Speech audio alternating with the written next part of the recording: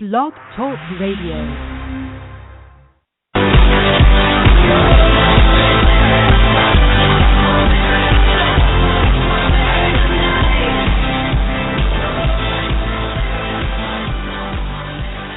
Hello, everybody. Welcome to the Losing Your Parents International Radio Show, broadcasting from Portland, Oregon. My name is Lisa A. Snyder, and I've lost both of my parents to cancer. I lost my mom when I was my dad when I was 22. I woke up next to him, and he had passed away from Hodgkin's disease lymphoma. And when I was 27, I watched my mom take her last breath. She had AML leukemia. And I have learned to live life without them, and it sucks. But we got to move on, and we got to find our way through this life, still living here without them. And so being present for their illnesses and witnessing their deaths, I decided that it was really important to me to connect with other people who've also lost their parents. A very lonely feeling to lose your parents, and it was really my intention to connect with others. Oh, hello. I have a doggie who just came back from a nice walk. I have to close my door here. So I'm 33 now, and I write and I talk about my journey through healing my grief and working through life's challenges and coming up with creative ways to move through some difficult things, whether it's holidays, Mother's Day, Father's Day, Christmas, Hanukkah, New Year's, Valentine's Day. It feels like there's every single possible moment in time during this life that there's some kind of challenge. Weddings, normal day-to-day stuff, smells, just random things that really make life challenging when you stumble upon them and you're not even expecting it, and suddenly you're weeping and you don't know why.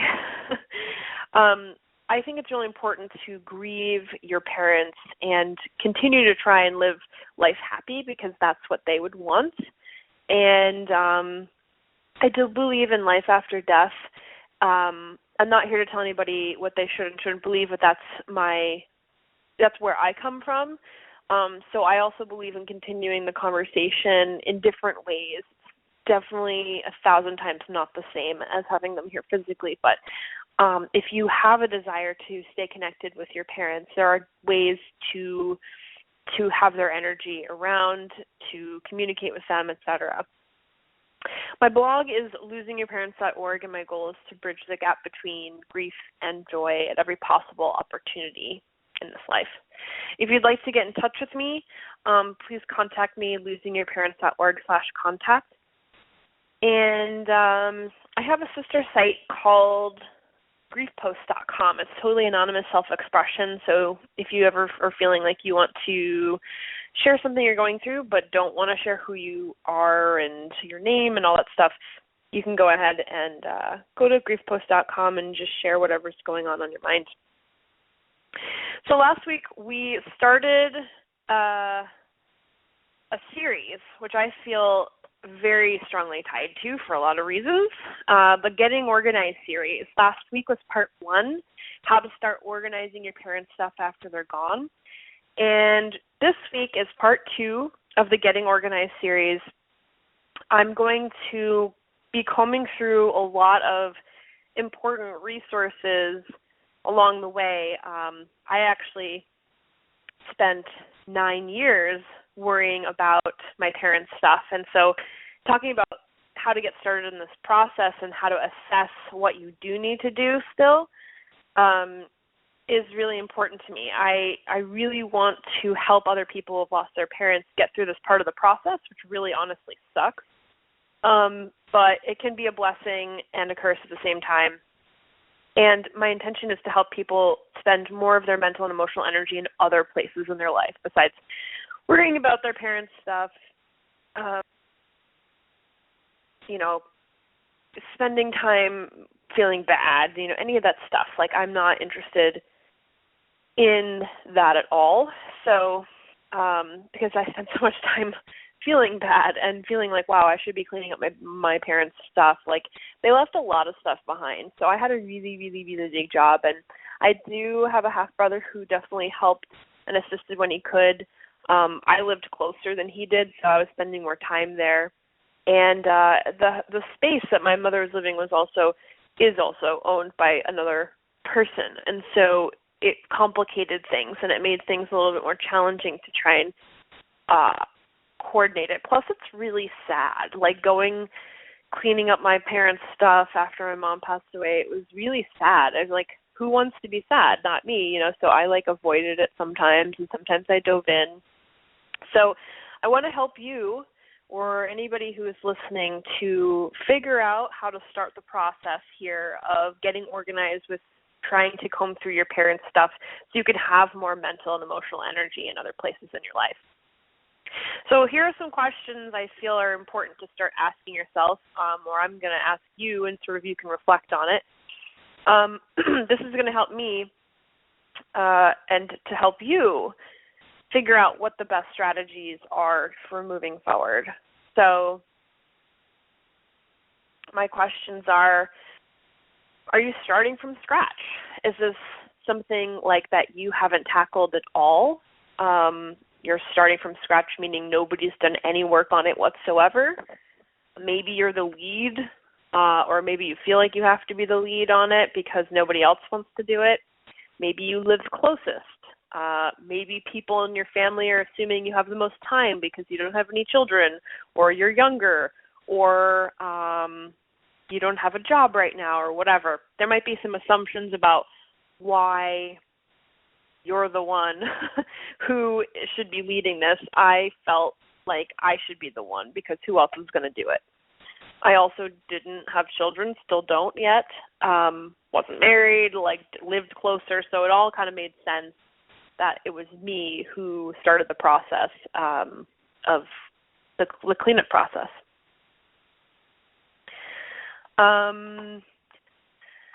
Just getting a Twitter notification here. Just a moment. Oh, good. Hello. My friend Naz is here from India. Hi, Naz. Thanks for tuning in and staying up late. So, all right. So assessing whether or not you're starting from scratch, also whether or not you are the sort of the lead. Are you the lead? Do you feel like you're the lead? Why? This is important to sort of assess in the beginning because you can very easily create resentment amongst other family members who are still here if you are doing this but you don't want to be, or you're doing the cleanup process and you'd like help but you're not asking for it, or if there's assumptions being made about you. So if it's possible to have conversations with your family in a way that is constructive. I know it's really hard in times of emotions, high emotions, but, ask for help. It's really important that you ask for help when going through your parents' stuff. Sometimes it's family members, sometimes it's friends. Sometimes I talked last week about the possibility of working with a professional organizer who is, if you can afford it or do trade work for it, can really help be a neutral space for you to be able to tackle some of these things. So asking yourself if you need help, who could help you? How much do you have to tackle? Is it just your mom or dad's bedroom? Is it an entire house? Is it an apartment? Is there a basement? Is there stuff outside? Is it time sensitive? So sometimes, people's parents might be living in an apartment where their lease might be up, or everyone's trying to sell the house, and trying to get stuff done in the quickest way possible is really important. So checking in with yourself and the people who are working on this with you, if this job is time sensitive. I think on some level it's good to make some time goals, because if you don't, you could be like me. It spent 9 years thinking about it, and I was hoping I would get through a certain level. So making time goals is really important, maybe you're sort of say to yourself or to your family or to whoever's working with you, like, by the end of today, I'd like to get through 3 boxes. Like, try to be realistic, because it can be really disappointing if you set yourself up for failure. If you're like, I'm going to clean up this whole house in one day, it's just like not going to happen. Plus, you don't know what to expect. You don't know what you're going to find. You don't know if you're going to have a meltdown or start crying or need just a break. It can be really, really heavy. And I remember feeling incredibly de-energized, like, while I was going through the stuff. I constantly needed to take breaks. I needed to, like, breathe, kind of close my eyes for a few minutes and, like, walk away, get some fresh air. I could really only do, like, 2 hours at a time without feeling like I wanted to go to sleep, because it was just, like, had so much weird, sad energy. I mean, I would find little gems here and there, like, my dad proposed to my mom in Times Square, and I've been looking for the picture that someone took of that moment. They didn't take a picture of my parents, but they took a picture of my dad proposed to my mom on a Times Square billboard. So someone took a picture of the billboard, and I was looking and looking and looking and hoping I would find it, and I did find it. I was very, very thankful. So, it's possible to find some gems that are very exciting, but I would probably say that this is going to be a really hard task, and I have some ideas about how to deal with that. So going back, is it time sensitive? Are you trying to accomplish this in a certain amount of time? And if so, try to break it down into chewable bites. Like, it could be going through 2 boxes, going through the closet tonight, going through the shoes tomorrow, going through the dresser on Thursday. Like, you have to really pace yourself. Some people really like to dive in and just get it over with. Other people, they're just not ready. So you have to really internally assess where you're at. So also considering if the home is owned by somebody else, or if somebody else is living there, you're going to have to coordinate with them times that you can come in there and do the work that you have to do. It is kind of awkward sometimes, but if you want to move forward and have more freedom internally, doing this work is really important. So you'll have to coordinate with those who still live there. So now we sort of talked a little bit about how to begin the process of, like, figuring out what is it that I actually need to do, how am I going to do it, when am I going to do it. So when, how, what. What kinds of things might you come across? So there's a lot of stuff you're probably going to find if you're going through their things. It's kind of weird. It's like kind of going back through time. It's like your parent is there, but they're not there, and you're like touching their blouse, and you're having a memory, and like it can be really intense. This is why it's really important to have people with you.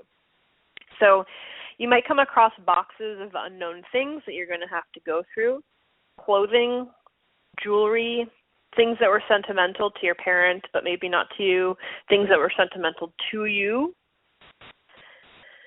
pictures, coins, stamps, fur coats, records or CDs and music, books, media, like televisions and cameras and that kind of stuff. So here, that's just a list of a few general things. I came across a bunch of these things and had to make decisions about what to do with them. So having help is really crucial. I'm going to stress that again. You want to plan out the days where people can help you. Again, getting an organizer, finding friends and family that are willing to work with you. It's dirty work.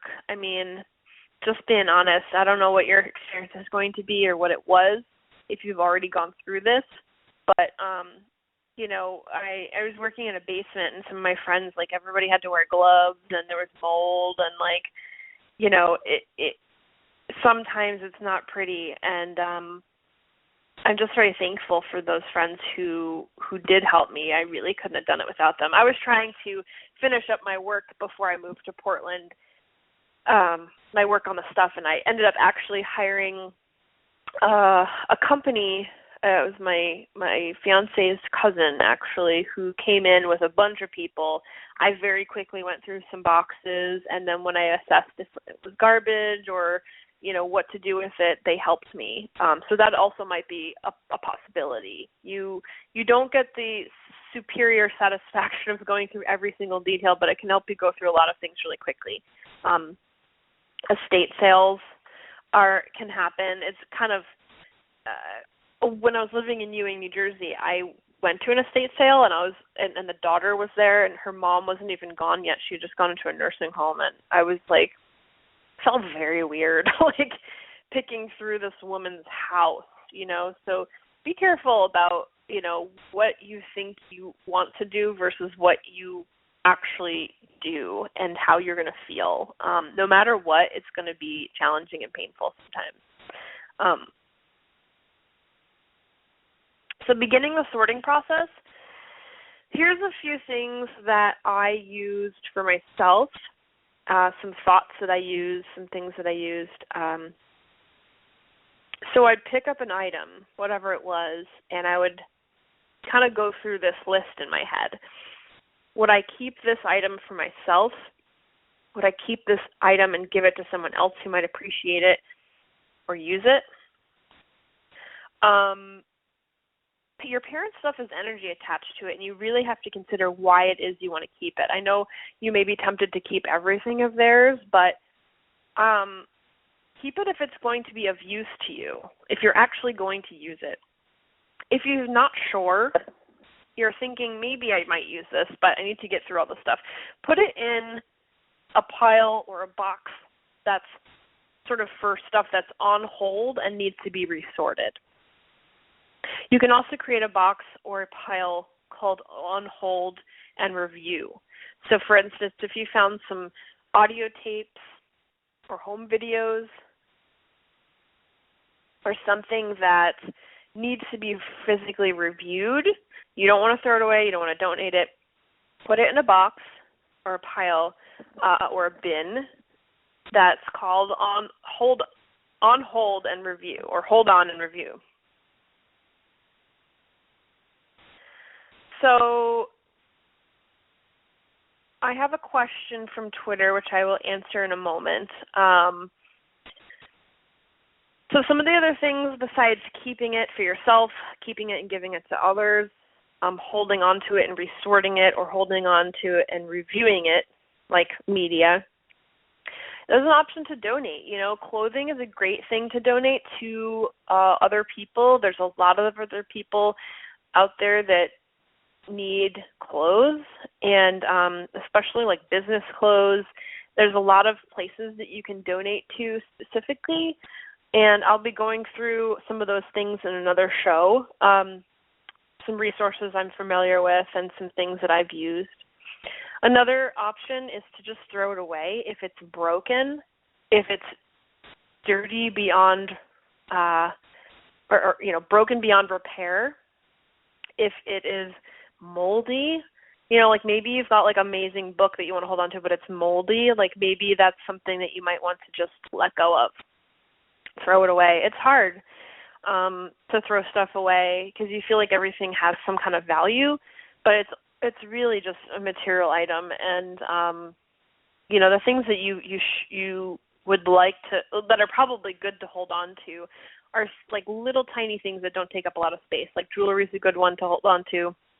A favorite pair of socks, a couple pairs of your dad's socks or your mom's socks, a T-shirt. I actually have a pair of bed pants that, like sleepy pants, jammy pants that my mom had, and I love wearing them because it reminds me of her, and it's something positive. Like these things that you end up keeping should have a positive memory associated with it, something that makes you feel good versus bad. So other options are to sell something that you find if you think it has value. I'll be doing a whole show about selling things. But you can look on the internet and see if other people are selling it. It's really good to get specific about the kind of thing it is, if it has numbers associated with it, and you'll get a sense of whether or not it's worth spending time investigating. Because sometimes, my mom left behind a lot of stuff, and I thought, she always thought it would be worth something. And when I started to investigate, there was a lot of stuff that wasn't worth anything. So there were some records that my mom had that were like some Elvis records, which I ended up holding on to. But when I took them to get assessed, they were like, yeah, like these aren't in good condition, So if something isn't in good condition, somebody else is not going to want to buy it. So I'll be doing a whole show about selling things and consignment. That's the other thing is there are places that do consignment, specifically clothing. If you have name brand things, a lot of cities will have stores where you can consign those items, and if they sell, you make a little bit of money, and so does the store. And if they don't sell, you can take them back or offer to donate them. There's also places that will do consignment for things like old cameras. Like there's a place that I talked about in a couple of shows ago called Blue Moon Camera here, and they do consignment for things like that. But it has to be something that people are really going to want. So let me switch to Twitter here for a moment and answer. So Naz is asking, as often you don't understand what's important and what's not, and keeping it versus giving it away and having guilt associated with it is sort of what I'm grasping from this question here. So that's a great point. It's one of the most difficult things I think about going through your parents' stuff is deciding what do you keep and what do you give away and not feeling guilty. Like no matter what, you're going to feel guilty about something, and they're not here anymore. And I thought to myself, because I do believe in life after death, that in the afterlife, it's not about material things at all. And it's about joy and happiness, and that's what the people who have passed away want for us, especially our parents. Hopefully, if you had a good upbringing and you had the kind of parents that really cared about your happiness, they would feel the same way. And so you have to sort of hold this item in your hand and ask yourself, does this make me feel happy or does this make me feel sad? Does this make me feel good or does it make me feel bad? Does it make me feel joy and positive memories, or does it bring back negative memories? Like maybe there's something you think, like a stuffed animal or something, you're like, wow, I haven't seen this stuffed animal in a really long time, and when you hold it in your hands, you think you're going to feel like you missed that stuffed animal, but there's some kind of weird bad memory about it, and you have to let it go. This is a big process about letting go. We're not letting go of our parents and the memories of them.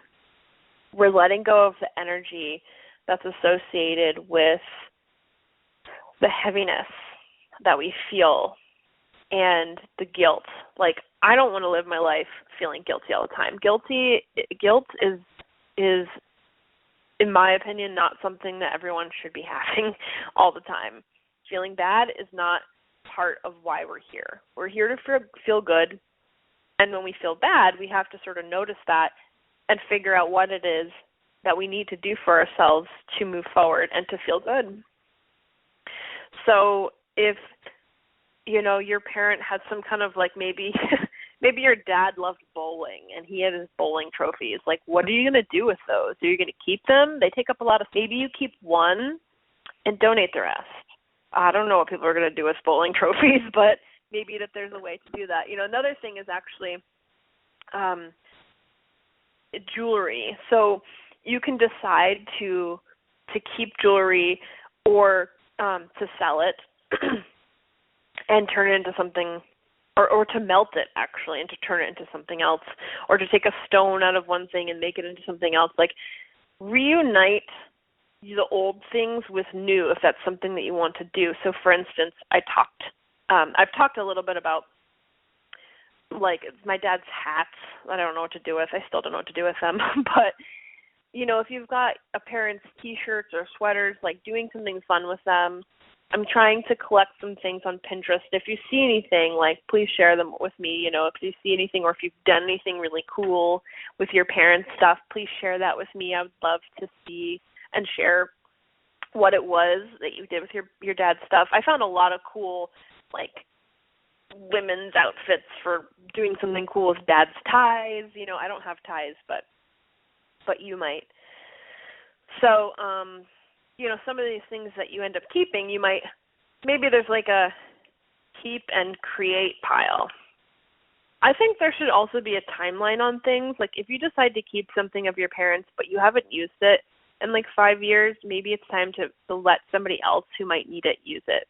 That's where donating really comes into play. You can donate specifically to organizations who take donations, women's shelters, you know, especially those clothing items. There's a lot of things you can do, but I'm going to talk more in detail about some of these things, about selling and consignment and holding on and donating and how to really assess what to do with an item, because sometimes you can feel really locked up in the decision-making process and not really be sure what to do with that item. Last week I also got a question about paperwork, and one thing that you can do is if you have access to a scanner, now it depends on what kind of paperwork this is. Is this something that you want to keep, you feel like is important to keep, you're not sure if you should keep, you should do the same process, throw away. Actually, there should be a recycle in here too. There's a lot of recycling places out there like that do that would take donations for like wood or like stuff like that. I just thought of that. There's definitely a bunch of places here in Portland because Portland's all about recycling and remaking things from old things, and it's really, really inspiring.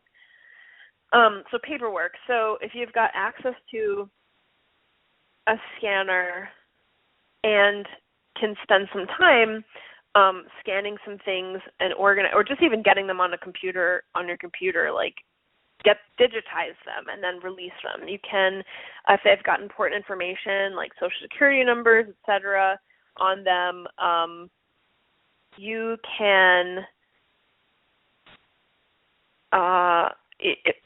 you can shred them. I highly recommend doing that if you're, want to keep your information safe. If it has nothing important on it, like if it's just an advertisement or old newspapers or whatever, you can recycle those. And then, of course, if there's something that's dirty or something that doesn't fit into the recycling category and you're not going to be scanning it, of course, there's the choice of throwing it away. So I got a note here from our friend Naz in India that mentioned that, the more you keep, you'll never be able to move through the pain of the loss. And I agree with that. This is your process. I support you. If you have questions about how to approach cleaning out your parents' stuff, please feel free to contact me on my website, losingyourparents.org/contact. And next week I will be continuing the conversation of the Getting Organized series, Part 3. I'll be going into more detail about some of these things I talked about today. And we'll hopefully have some resources for you if you are looking to move through some specific items and specifically selling and consignment. So thanks so much for listening. I really appreciate your energy and your time. And I hope you have a beautiful day. And please keep in touch. Thanks so much.